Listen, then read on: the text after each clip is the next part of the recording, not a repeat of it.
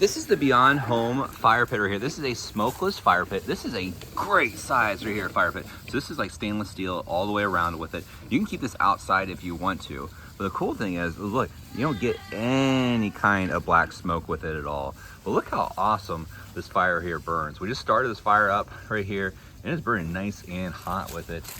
As you can see, there is no smoke visible coming out of this fire pit right here. How amazing is that? You can see, so it does have the handles on the side. So there's handles on both sides right here. So whenever you're going to go ahead and take it with you, you can go ahead and pick that up. It does come with a base all the way at the bottom. All you do is put down the base, put this here on top, and then you are good to go with this fire pit right here. It burns nice and hot with it. So go ahead and start your campfire up nice and safe and easy to use with the BeyondHOME fire pit. And I hope you enjoy it as well.